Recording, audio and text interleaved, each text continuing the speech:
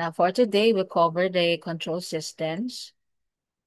It's actually the system that does everything that you intend it to do. So it commands, directs, and tells your system what to do in terms of what uh, disturbances your system is experiencing. So the end goal for this particular topic is that the system will be able to uh, adjust the control variable if it's deviating from its set point value. And you'll see here how a particular block diagram is done. That way your control system does what it does. Now we'll go back to the physical system, which is the stirred tank heater, as an illustration on how a control system block diagram is done. So in here, you could see that your input here are the temperature of the fluid that enters the seared tank heater, and W is the mass flow rate of the same liquid. Then your output is the same. So you have the mass flow rate W and the temperature now of the fluid that has been, shall I say, heated up, because this is a stirred tank heater, or the temperature that has been increased. The desired value for this is the T sub R, and we call it the set point for the T. Now, the error will be how much your T, which is actually not the actual T that is sensed or that is given by your sensor, because you can see here that your desired value or set point is T sub R, and what you're subtracting from it is the T sub M. So actually, it's not the actual T, the temperature that is leaving the stirred tank heater, that is being subtracted from the set value, but the sensor value that is being inputted in your control system. So it's not the actual, it's still the sense value or the measured value of the temperature. So the difference between these two is the error. So try to think of it that it's not yet the T that is being subtracted here, but just the T sub M. So in effect, the error that your control system is working on in the case of the stirred tank heater is not the actual error, because if it's the actual error, it should be the set value or the set point minus the real-time value of the sense temperature. However, since our sensor or our measuring element has its own transfer function and it will have its own time constant, so there will be a certain lag to the value that it's going to input to your controller. So that way, your controller will not work on the exact value T, but simply on the sensed value T sub M. So take note of this. This is your error, E, epsilon, and this is your set point, which is your uh, T sub R. Okay. So if the controller changes the heat input to the tank by an amount proportional to the error, then the control is what we call the proportional control. So they are if the action of the controller is directly proportional to the error, then of course the control that is being used is proportional control, and we will go to that later. Now, the heat input in this case may be from steam, that's the common heating medium, or it could be using electricity. Now, in the case that electricity is the source of heat, then in this case, your final control element will be what we call a variable transformer. So if the source of heat is electricity, then your control element is a variable transformer that will adjust the current that is flowing through your resistance heating element. So the one responsible for uh, supplying heat to your system is this resistance heating element. So if there's a need for more heat, then the current that is passing through this resistance heating element is being adjusted. However, the common thing that is used is steam. So if steam is used rather, then your final control element will be the control valve. And it's the most common final control element that is being used in the industry. Now, as to the components of our control system, specifically on the physical system that we have started with, and that's the steer tank heater. Excuse me, tas ha. So wala siya ga transition. I will stop sharing first, then share again. Hopefully it will transition again.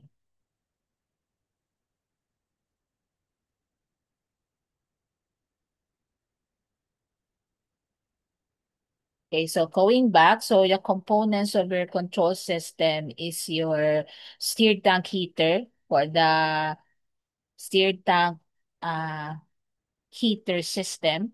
And then your measuring element in this case is a thermometer.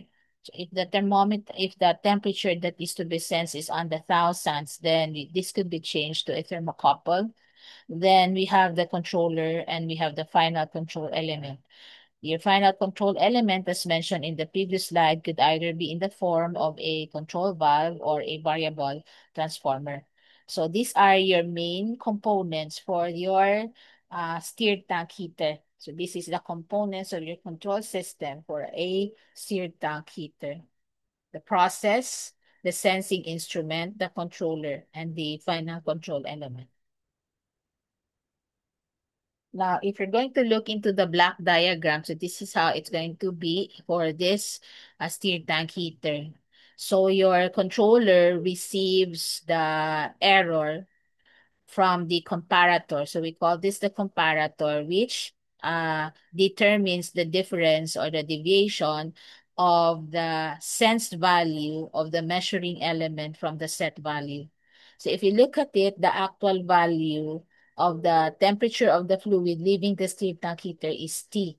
So that T is being inputted to your measuring element. However, your measuring element only can input the value T sub M in your comparator. So it does not act real time or does not display real time the actual temperature that it is sensing. So what your comparator does here is get the difference between the set point and the sensed value by the measuring element.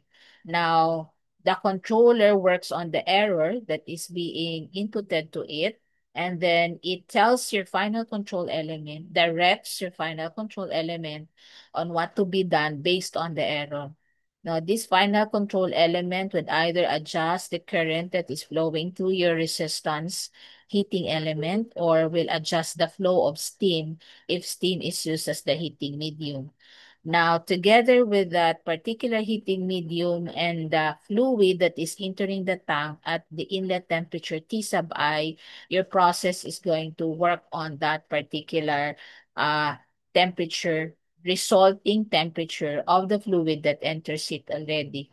So the final control element directs the uh, flow of steam or regulates the flow of current. That way, the fluid that enters the tank at T sub I, as much as possible, will leave it at the set value of the temperature T sub R. So in the black diagram, all you could see are the four components: the controller, the final control element, the process, and the measuring element. Actually, all of this, the controller, the final control element, the process, and the measuring element have their own transfer function. So far, our focus have been on the transfer function of the process itself. But if we're going to study in detail process control, each of these components of our control system have their own transfer functions. And as such, we can't expect that whatever is being sensed, that's the same value that is going to be displayed or relayed to us through, let's say, for example, a video display unit. Okay, so it will always be lagging. Now, again, in the black diagram, the set point is the desired value of the controlled variable. And we have this term load. So anything that causes your input variable to change is the load. So change in any of the variable that may cause your controlled variable of the process to change. So anything that will cause the T to change, the temperature of the fluid that is leaving your heater is what we call as the load. So examples of the load or the causes in which T is going to change is your inlet temperature, So it could change, or your T will change, the T sub I, the inlet temperature, changes in the flow rate. So your Q, flow rate of the heating medium specifically, or changes in the flow rate of the fluid that enters the tank, and the heat loss from the tank. So we assume in this case that whatever energy is supplied by the heating medium, it's not lost, or there's no percentage loss through radiation or to the environment. But of course, there are a certain amount of this. There's a certain amount of this that is lost to the environment. So this will all cause your T to change. The T sub I, the W, and the Q. Okay? Q loss. Now, for the closed loop system, oftentimes we're using the feedback system. And in here, the measured value of the control variable is, as what is said, feedback, is fed back to the device called the comparator, where it is compared with the set point. Now, if there is a difference in the measured variable and the set point, an error is generated, which is entered into the controller, which in turn adjusts the final control element in order to return the controlled variable to its set point. So it's really plain and simple here, and it's specified in here that what is fed back to the comparator is the sense value of the variable that was mentioned, and it's being compared to the set value. So that's the error. And then your final control element will simply do what your uh, controller tells it to do. Okay, the end goal is to adjust the control variable. Now, there are two types of feedback. We have the negative feedback and we have the positive feedback. The the usual, the the type of feedback system that is often used in the industry is negative feedback.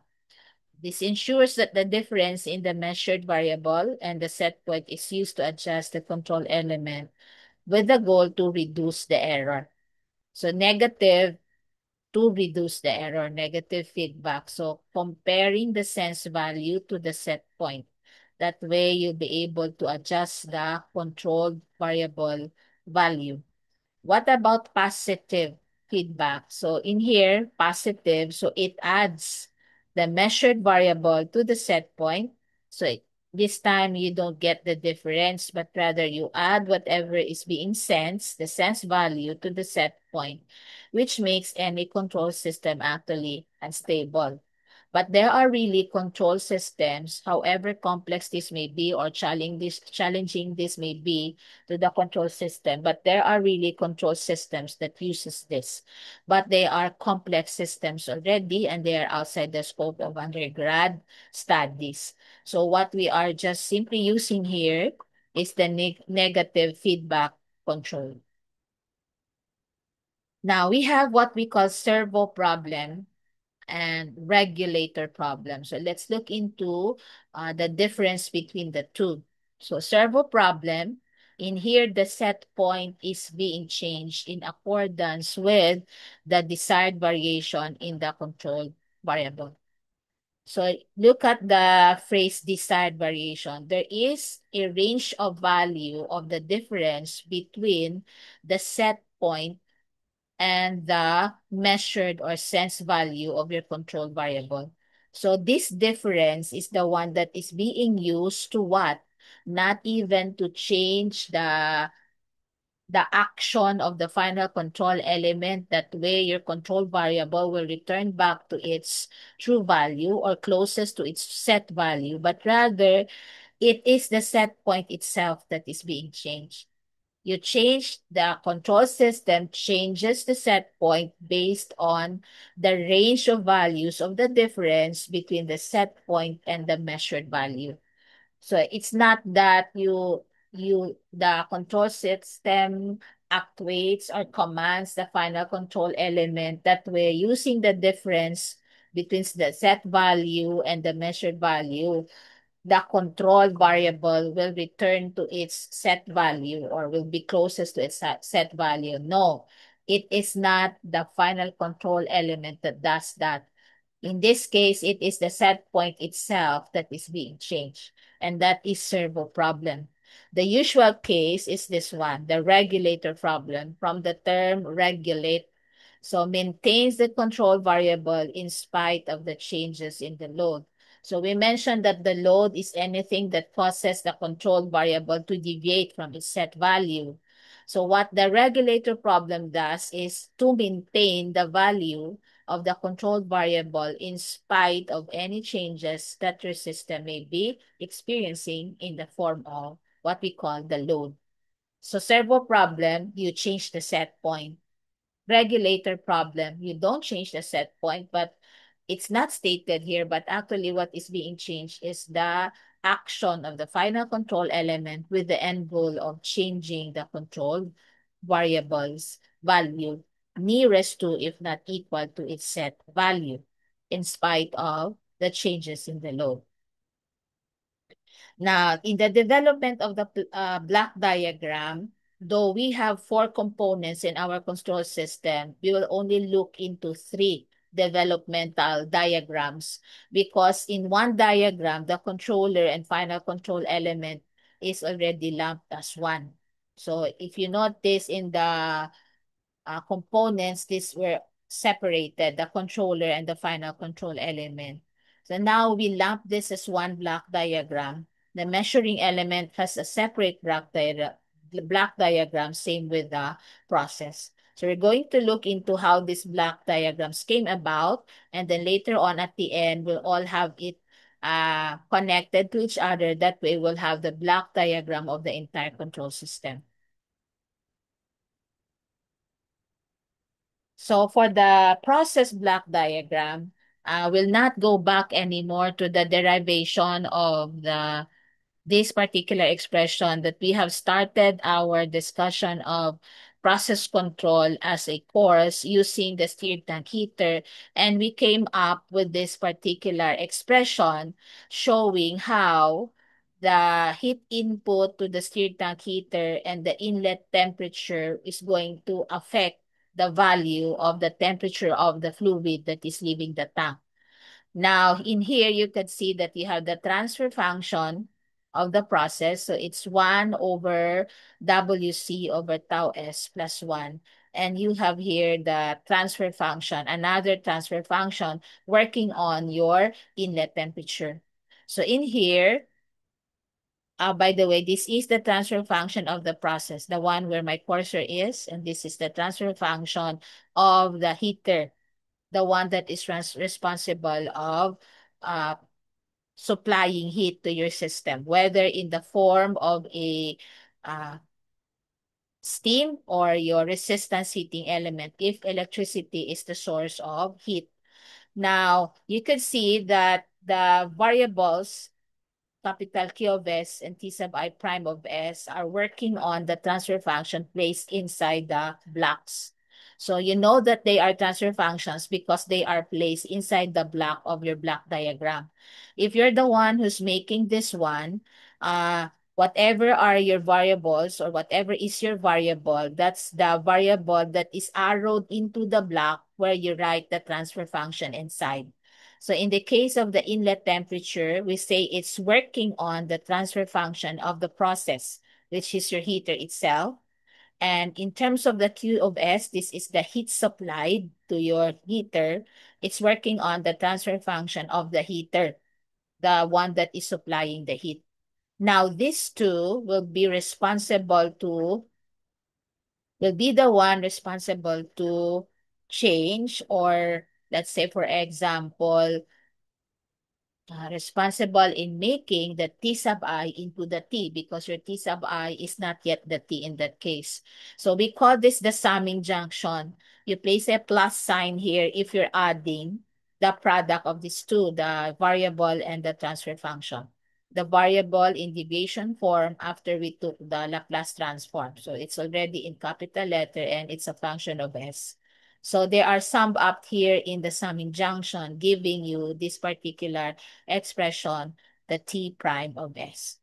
So this one, we had it at the beginning of the course, and this is how we write it down in the form of the block diagram.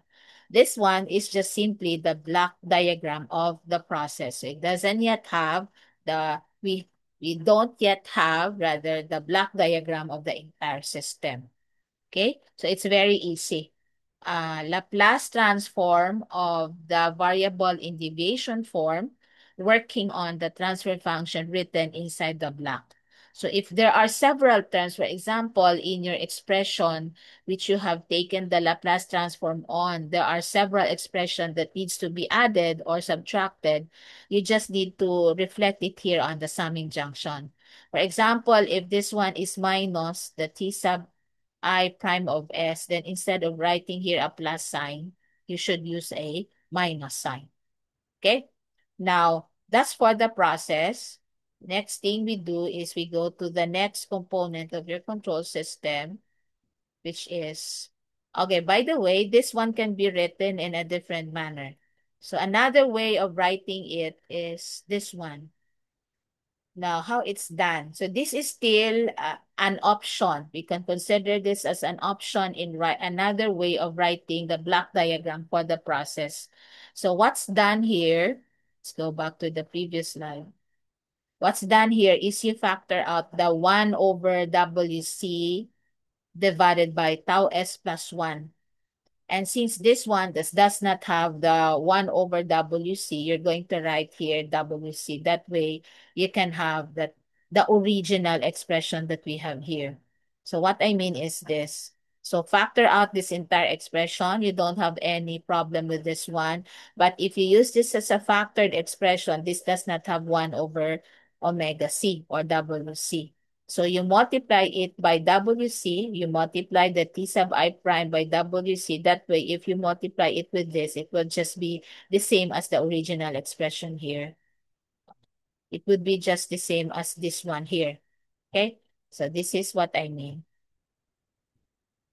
So rewriting your process expression for the Laplace transforms of your variable correspondingly with the transfer function, this is what I mean.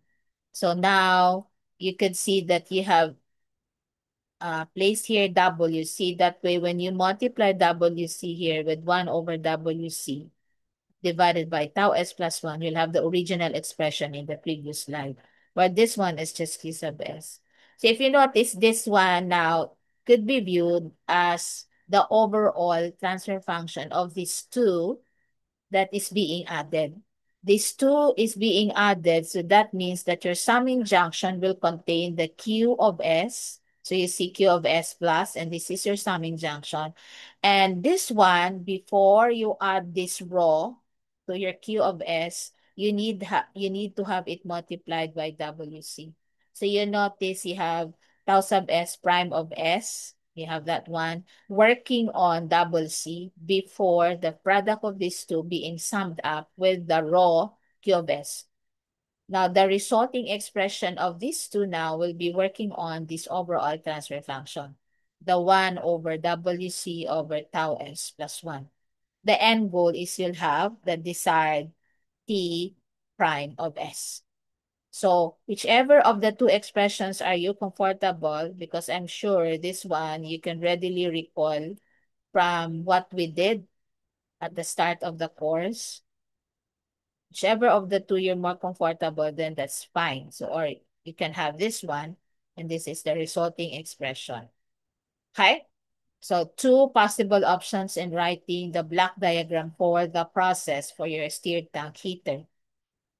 Now, moving on, we'll have the measuring element. It's the simplest block diagram because you have this particular transfer function for your sensing instrument, whatever that may be. So whether it's a thermometer or a thermocouple, so this is its transfer function. So you have it written inside the block. Now your input variable, so this is your input variable, the temperature of the fluid leaving the stirred tank heater, working on this transfer function to bring about the sensed temperature that your sensing instrument inputs or gives to or throws to your controller. By the way, this has to go to your comparator first before the controller acts on the error. So this is the simplest block diagram, the block diagram of the sensing instrument. So you only have the input and the output variables and the transfer function. Now, I mentioned a while ago that in this case, the controller and the final control element block diagram were lumped into one. So this is your controller and final control element block diagram. Now here you could see that you have the sense value from the sensing instrument. So it's the T sub M prime of S. You still have here, this is more or less what we call a summing junction in itself, but this one now compares the value, the sense value, and the set value, the T prime, the T sub R prime of S. So whatever is the resulting error from that, it's fed back. As the term was used, it's fed back to the controller, which has this particular transfer function. It's a constant. So you notice here, Q of S is equal to your controller transfer function and the error. Now, where is this based on? This one, this particular equation is based on this part. So your output is this. So you have Q of S over, and your input is the error, epsilon of S equal to K sub C. So that one came from here. While this one, the epsilon of S came from the comparator here, more or less like a summing junction also. This one, it came from here. So T sub R prime of S minus T sub M prime of S. That's your error. Okay? So that's how this particular block diagram of your lump control element, final control element, and controller came about. Okay? Now, if you're going to sum up all of this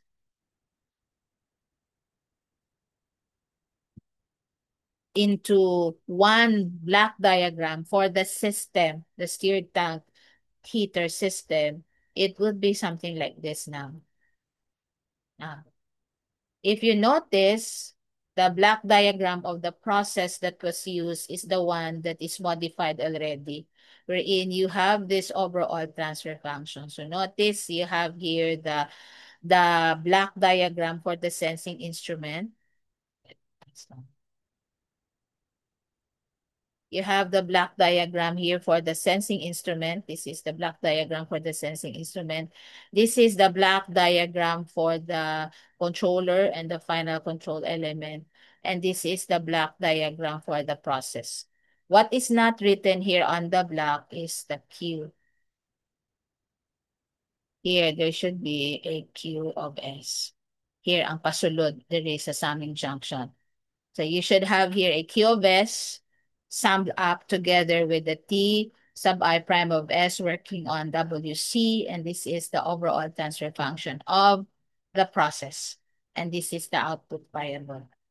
So three block diagrams lumped into one, and this is the block diagram of the entire system for the steered tank heater alone. So if you have several equipments in your process, then you can more or less imagine what will your control system block diagram would look like, because this one is just for a single equipment having a sensor by a separate sensor and having a controller, a separate controller in itself.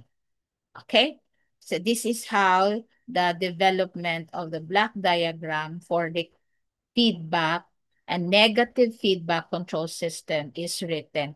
Okay, so in one glance, you would see how things are, how are the variables related to each other, and what brings about the objective of controlling the very important, this one, what brings about the T prime of S, because the goal is we make this as T prime of S, or T, the desired value for your uh, temperature of the fluid inside the steer tank heater.